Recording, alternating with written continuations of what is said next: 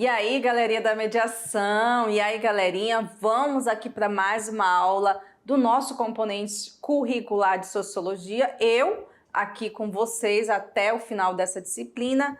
Como você já sabe, eu sou a professora Elisângela, estou aqui com vocês no primeiro, no segundo e no terceiro ano, sempre trazendo aí um pouco dessas reflexões interessantes e não só por ser interessante, mas também por ser reflexões necessárias que vocês devem ter aí para seguir os estudos de vocês e também a vida de vocês. Bom, então agora a gente está na aula 8, hoje nós vamos trazer já um conteúdo diferente para a nossa aula. A gente terminou aquela série de aulas sobre sociólogos clássicos e agora vamos começar com outras temáticas. Então, para a nossa aula de hoje, nós vamos falar sobre a teoria do conhecimento. É isso mesmo. Vamos conhecer o que é o conhecimento, quais são os tipos de conhecimento e como você, aluno, pode identificar os conhecimentos que você já vivenciou ou que você está pretendendo ter na sua vida. Vamos aqui, então, para o quadro,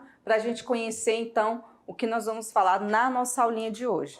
Pessoal, então nossa aula hoje vai falar sobre a produção do conhecimento na sociedade. Olha que interessante, né?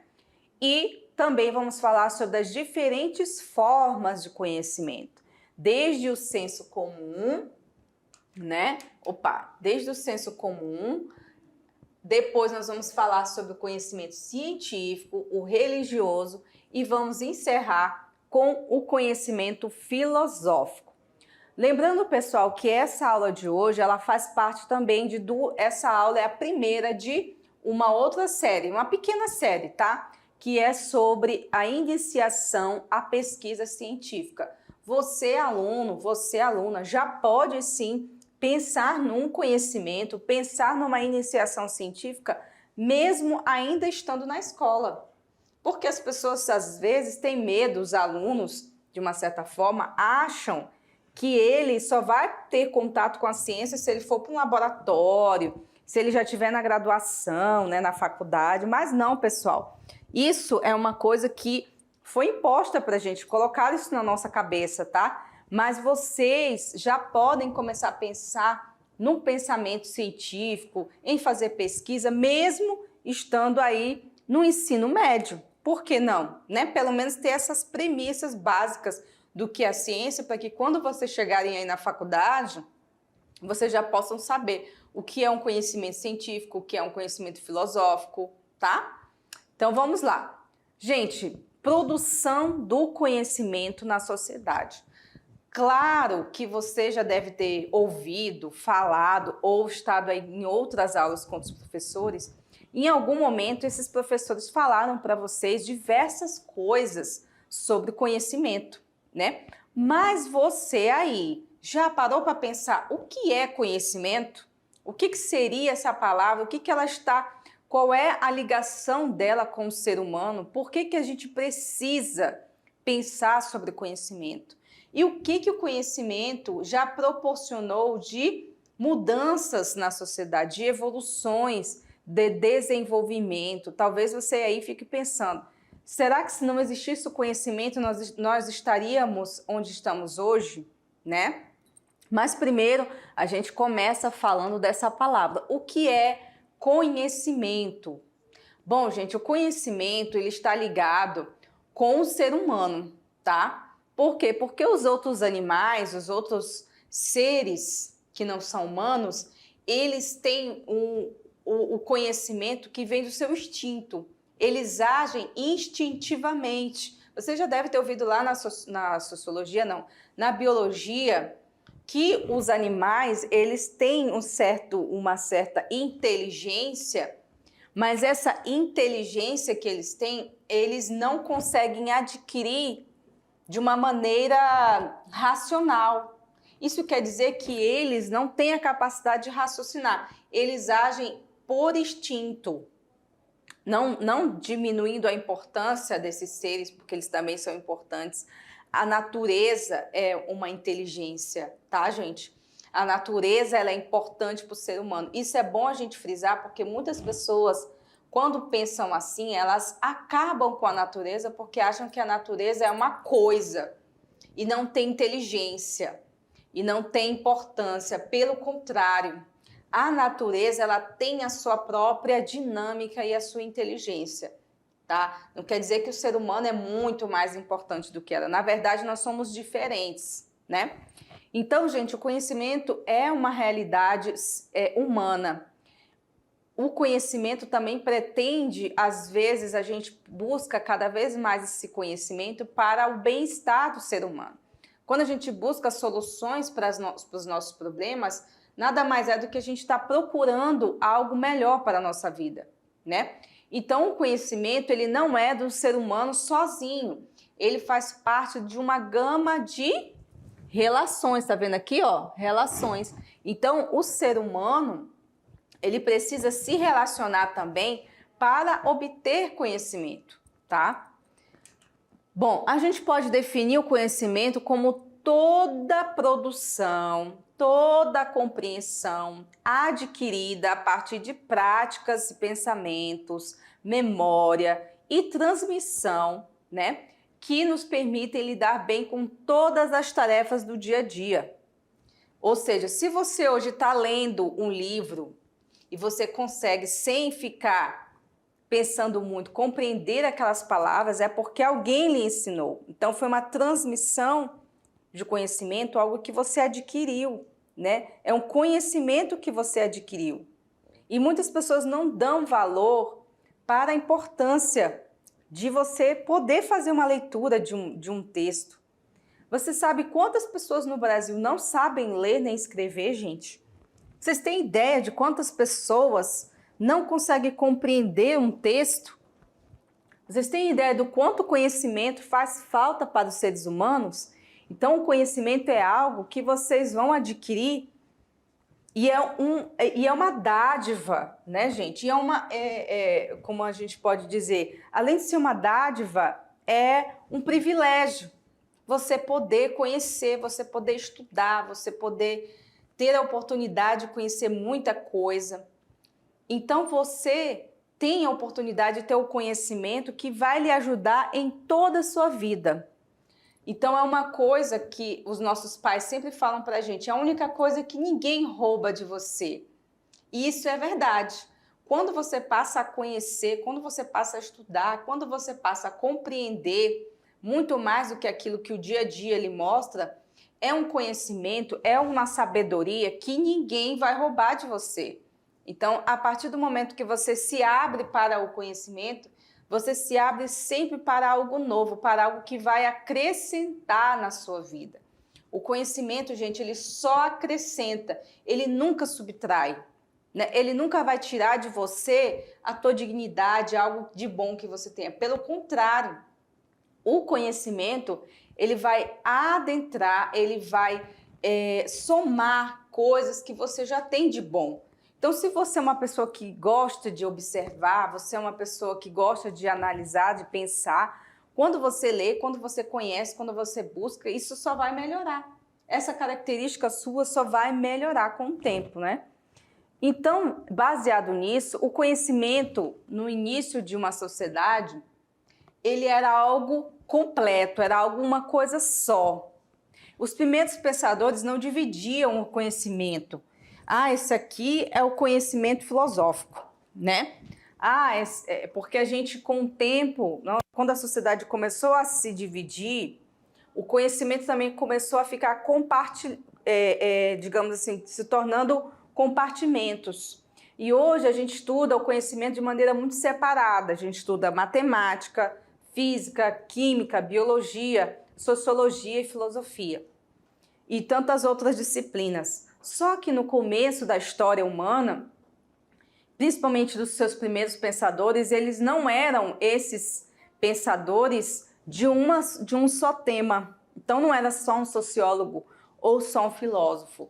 Aristóteles, por exemplo, foi um pensador que sabia sobre muitas coisas, não só sobre as ciências humanas, que hoje a gente chama de humanas, mas ele também sabia de astrologia, de astronomia, de matemática, né? Então, eles eram pensadores que se debruçavam sobre qualquer coisa que pudessem conhecer, né? Aí veio Einstein, veio Isaac Newton, grandes nomes, né? Hannah Arendt, outras mulheres também. O problema é que muitas vezes a gente não ouve falar em mulheres estudiosas, mas nós tivemos várias pensadoras, né? A Marie Curie, que era uma grande física, né? Então a gente tem, o conhecimento é algo vasto. Quando a gente estuda muito, como a gente está na escola, a gente estuda separado, que parece que os conhecimentos eles não se encontram, mas na verdade é o contrário. O conhecimento, a matemática, ela se encontra com a sociologia. A física se encontra com a filosofia. Você sabia que existe uma proximidade muito grande entre física e filosofia? Pois é, existe. Então, os conhecimentos, eles, na verdade, eles são complementares. O que é bom frisar isso aqui, porque muitas vezes você aí na sua escola acha que tem que estudar só matemática, só, né, química, física, biologia. Só que para você compreender, né, a totalidade daquela ciência, você vai precisar ir lá na filosofia ou na sociologia para entender os processos, né? Então, por isso é importante a gente entender que o conhecimento ele é um só, tá? Então, o que a gente faz? Digamos que a gente tem uma caixa com grandes ferramentas e você é o pesquisador e você é a pessoa que quer conhecer. Então, você vai lá e abre essa caixa cheia de ferramentas, bota a mão lá dentro e tira só o que você quer conhecer, só o que você quer saber. Então, você quer saber sobre as estrelas. Então, vou pegar aquela caixa de ferramentas. Qual é a disciplina que consegue me explicar melhor as estrelas? Ah, é astronomia? Então, vou lá e pego, né? Então, essa caixa grande que você escolhe o que você quer saber chama-se conhecimento. E essas pequenas ferramentas vão ser as áreas de estudo. Porque aí você pode pegar o mesmo tema e trabalhar diversas áreas de estudo. Por exemplo, eu vou estudar... digamos assim, a velocidade. Mas eu posso estudar na física. Mas eu posso também entender em outros aspectos essa mesma temática. Então, o conhecimento ele vai te dar essa oportunidade e você escolhe a maneira com que você quer ver. Você pode colocar a lente que você quiser e você vai conhecer e você vai aprender, né? Então, gente, aqui na nossa tela a gente trouxe para vocês só para a gente entender que o conhecimento ele é um só, mas ao longo do tempo, para poder a gente entender um pouquinho de cada um, a gente foi catalogando, né? Esse aqui é um conhecimento do senso comum, esse aqui é o religioso, esse aqui é o filosófico, esse aqui é o científico. Só para a gente entender que os processos foram mudando, a sociedade foi mudando e a gente teve também que aprender a aprender dessa maneira, né? Então vamos aqui para a nossa tela, a gente vai conhecer um pouco desses 4 tipos de conhecimentos. A gente começa então pelo conhecimento da experiência, o primeiro da nossa vida, onde a gente começa a conhecer o mundo, que é o conhecimento do senso comum ou o conhecimento empírico, né? Bom, o conhecimento do senso comum empírico, como eu disse para vocês, é aquele que nós adquirimos ao nascer. Quando a gente nasce, a gente não sabe nada do mundo, nada. A gente não tem ideia de que país a gente nasceu, a gente não tem ideia de que língua se fala, se é o português, se é o espanhol, se é o francês, inglês, né? A gente não tem ideia nem de como a gente se alimenta, a gente é ensinado até mesmo a mamar, porque a gente não sabe. Então, esses conhecimentos que advêm da experiência, que a gente vai, né, entendendo o mundo, vai experimentando, vai assim, aprendendo, esse é o conhecimento do senso comum, tá? E esse conhecimento, ele vem exatamente da experiência, não exatamente ele está nos livros, né? Mas ele vai te ajudar a viver. Ele é importante porque você, na sua experiência do dia a dia, você vai conhecendo. E essa experiência, na verdade, ela não é transmitida para nós. A gente não nasce sabendo. Então, nossos pais, familiares vão nos ensinando a viver nesse mundo. É a transmissão desse conhecimento, né? Ele é chamado de senso comum porque realmente a gente vai aprendendo, tá? O importante de vocês entenderem que o senso comum, ele é construído a partir da observação e do aprendizado desses fenômenos cotidianos, do dia a dia. O dia a dia vai nos mostrando de que forma a gente deve se comportar ou fazer ou, entendeu, viver no mundo. Bom, outra característica é que ele é socialmente transmitido, né? E ele vai ser diferente para cada grupo social, pessoal, ele não vai ser igual. Então, nas comunidades indígenas, por exemplo, esse conhecimento ele vai ser dado através do dia a dia naquela aldeia indígena, que talvez esse dia a dia da aldeia indígena seja diferente para cada aldeia, seja diferente para cada grupo, né?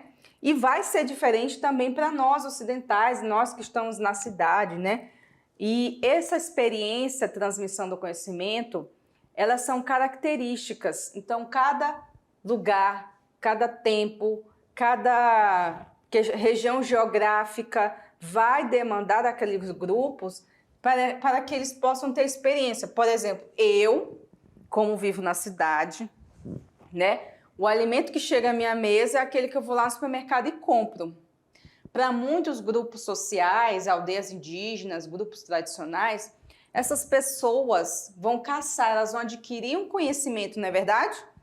Elas vão aprender a caçar. Agora coloca qualquer um de nós aí que só compra a comida pronta lá no supermercado e coloca para caçar no meio do mato. Vê se a gente vai conseguir caçar pelo menos, sei lá, não sei. A gente não sabe, porque esse conhecimento do senso comum a gente não adquiriu, né? Então, ou pegar uma canoa e sair remando no meio do rio. Você consegue fazer isso? Talvez você aí que vive na aldeia consiga. Talvez você aí que vive na zona rural consiga. Eu não consigo, porque eu não tenho essa experiência.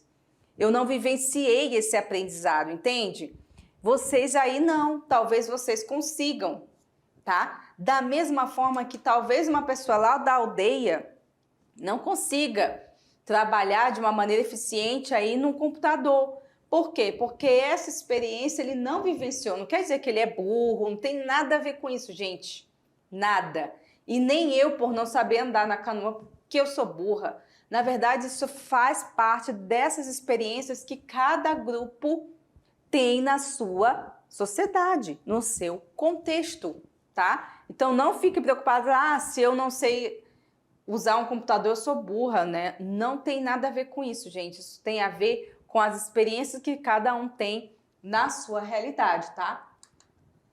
Agora a gente vem para o conhecimento científico. Também tem uma questão aqui, ó.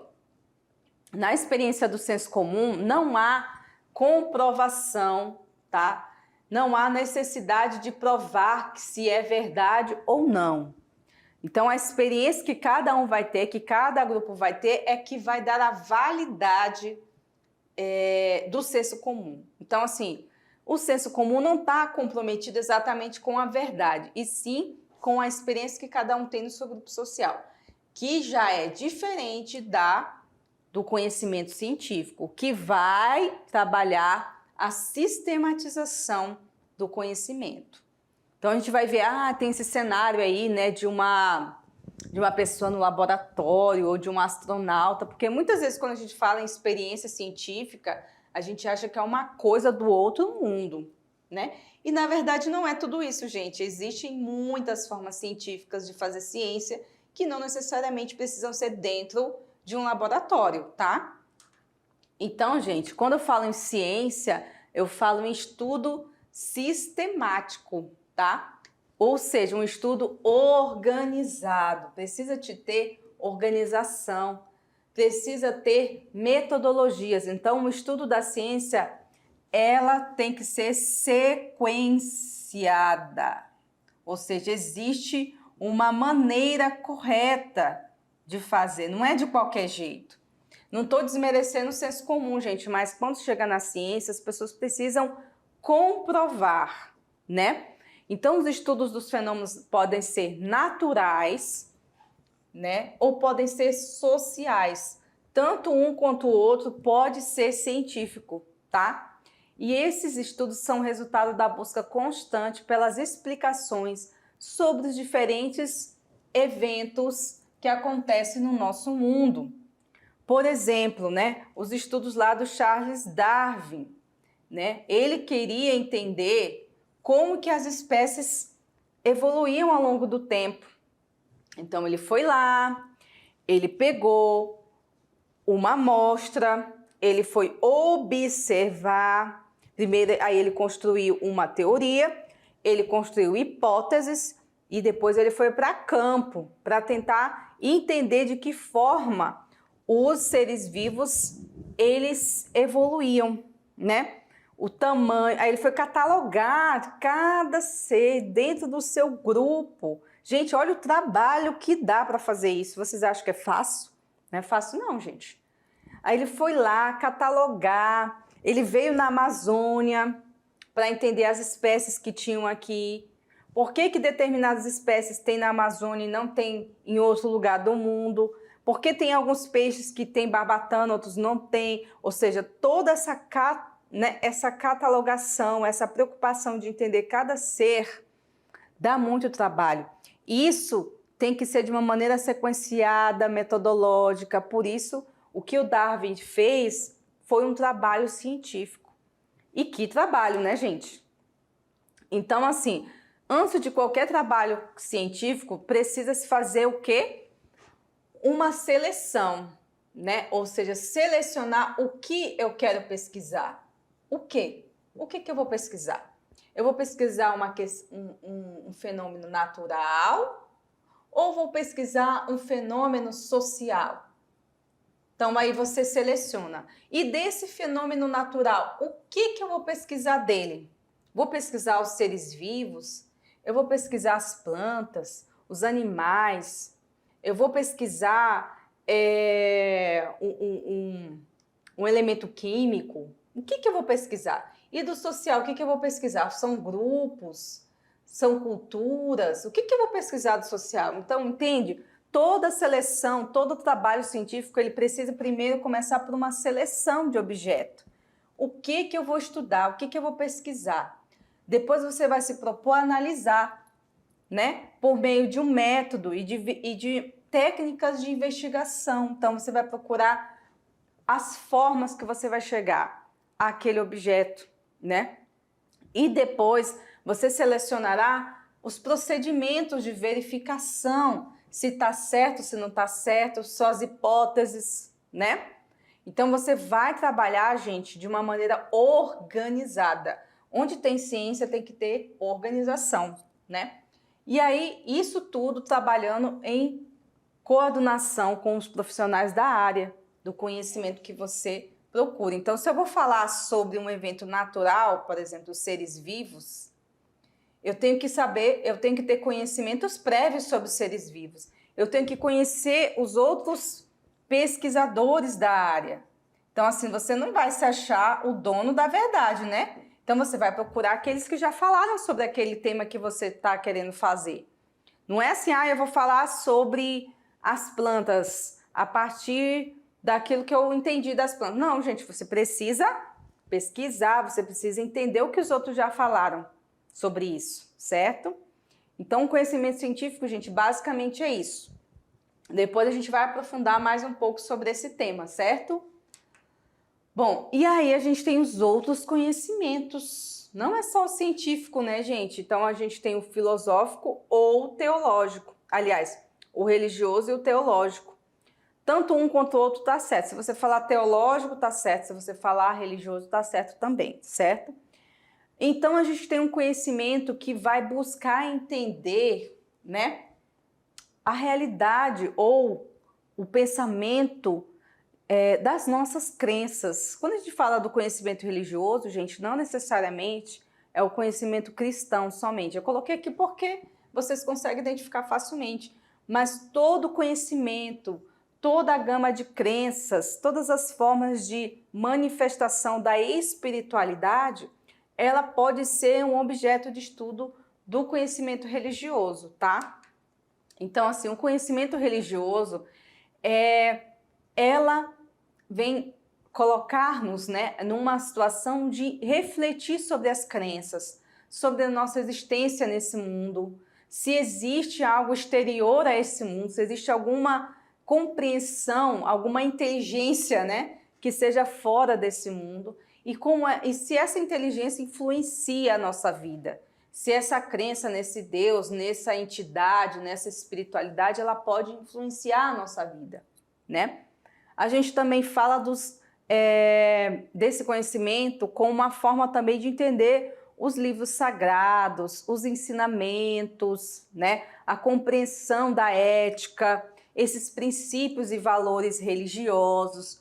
Tudo isso, gente, é importante, porque grande parte da nossa vida a gente passa acreditando que existe um ser maior que nós. Existe um ser que, né, criou esse mundo, que, entendeu, organizou. Então, a gente nada mais, nada menos, é a gente tentar entender esse pensamento e compreender também que existem outros pensamentos, outras religiões, outras crenças que não necessariamente sejam as nossas. Então, o conhecimento religioso também nos ajuda a entender que as nossas crenças são parte de um todo. Existem outras maneiras, outras religiões históricas também que são importantes para alguns grupos. E por isso a gente precisa respeitar, não é mesmo? E aí a gente tem o conhecimento filosófico. O conhecimento filosófico, ele vem de uma reflexão profunda, né, na lógica e na racionalidade. E o conhecimento filosófico aqui, demonstrado nessa imagem, ele traz uma pegada aqui da Grécia, né? Uma pegada grega. Mas, gente, o que eu quero dizer é que não necessariamente o conhecimento filosófico veio só da Grécia. A Grécia teve muita influência de outros pensadores que não aparecem na história, como os egípcios. Você sabia que a filosofia egípcia, muito do pensamento grego veio lá do Egito, né? Da África? Então a gente sabe que o conhecimento ele não é uma coisa que surge num só lugar. Ele surge das relações de vários agentes que vão, né, resultar nesse pensamento.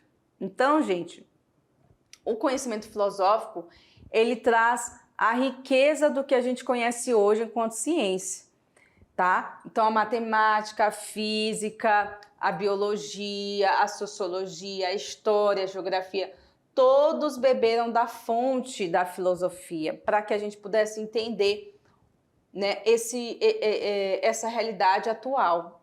Então, a filosofia nunca vai deixar de existir. Pelo contrário, a cada vez que a sociedade passa por mudanças, a gente percebe a necessidade de voltar a discutir fundamentos filosóficos. Por exemplo, quando a gente vê uma sociedade passando por uma crise ética, né, e moral, você vê que há uma necessidade de voltar, de retornar à filosofia para entender de novo a ética, a justiça, a moral, né, a sabedoria, os valores. Então, assim, não tem como a gente desprezar o conhecimento filosófico, porque ele também ajuda a gente a pensar nas nossas condutas. E não só em condutas individuais, como as condutas coletivas. Então, a gente acaba tendo que retornar lá no início. Quer dizer, você, aluno, pode até achar, então, daqui uns dias as pessoas com esse negócio de inteligência artificial, né, dessa valorização da tecnologia, a gente nunca mais vai precisar estudar filosofia. Pelo contrário, a filosofia, ela vem questionando, olha só que interessante, ela vem questionando a tecnologia, a inteligência artificial, os impactos racionais. Então, a filosofia, ela vai sempre voltar à cena, ela vai sempre ser necessária. Então, ilude-se você de achar que a filosofia não é uma disciplina importante. Pelo contrário, ela é base de todas as ciências, né? Então, voltando aqui para o quadro, o conhecimento filosófico, ela se baseia no conhecimento racional. Então, para você estar nesse conhecimento filosófico, estar fazendo parte, pensar como conhecimento filosófico, você tem que se descolar um pouco das crenças, né? Na verdade, o pensamento filosófico ele não precisa de comprovação, né, ou de testes, mas ele não pode se afastar, né, dos princípios da razão. Tem que tomar cuidado com isso, para não ir, né, além daquilo que está se pensando. Então, o princípio da razão ele é a base do pensamento filosófico, né? E aí, nessa procura de responder as questões do mundo, né, foi assim que começou o pensamento filosófico grego, digamos assim, lá no século IV a.C., começou-se a pensar nos porquês. Por quê, né? Por que a gente vê o mundo? Existe, né? Deus existe? É uma pergunta muito lógica, né? Uma pergunta muito, até hoje não respondida de uma maneira assim, filosófica. Vários pensadores procuraram responder a existência ou não de Deus. Vários pensadores questionaram se a religião era boa ou ruim, sobre a questão da sabedoria, da política, do pensamento político, da justiça. Então, basicamente, quem quer estudar filosofia tem que se acostumar com os questionamentos, com os porquês. Então, é o que é, como é, por que é. Então, essa questão da filosofia é a busca pela essência das coisas, pela significação, pela origem das coisas. Então, a filosofia se vale do pensamento racional e da lógica para justificar e sistematizar o pensamento ou o conhecimento que ela produz, né? Ela vem desse diálogo, né? E ela também foi muito perseguida no passado, principalmente pela igreja, que não aceitava o questionamento. Imagina, né? A igreja quer que você tenha certezas das coisas. E a filosofia vem questionar essas certezas, logicamente que isso não ia ser aceito. É lógico que ia ter perseguições. Então, vários pensadores foram perseguidos, alguns foram mortos, outros tiveram que fugir, né? Outros tiveram que se esconder. Giordano Bruno, por exemplo, que foi um questionador de algumas questões da igreja, foi perseguido, teve que voltar atrás no seu pensamento para poder se manter vivo. Então, nesse sentido, a filosofia ela incomoda. Por que ela incomoda? Porque ela questiona.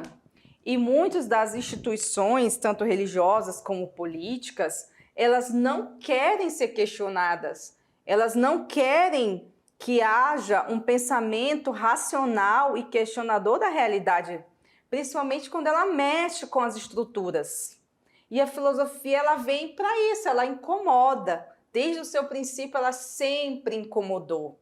Sempre. E vai continuar incomodando, porque o princípio dela é este. É o questionar, é o falar. Agora, se fosse um pensamento conformista, aí sim. Aí ela ia ser amada e adorada. Mas como ela é um pensamento questionador, assim como a sociologia, ela sempre vai incomodar, né? Assim, dessa forma, a gente traz aqui para o finalzinho aqui da nossa aula, olha só, uma dica sociológica para você aí que gostou dessa aula, que quer se aprofundar nessa questão do conhecimento filosófico, do questionamento, da relação da filosofia com a igreja, como que a igreja lidava com isso. Então a gente tem aqui um filme para vocês aí. É um filme antigo, tá, pessoal? Mas é um filme muito interessante, porque ele traz esse conflito, o conflito entre a igreja e aqueles que questionavam algumas coisas,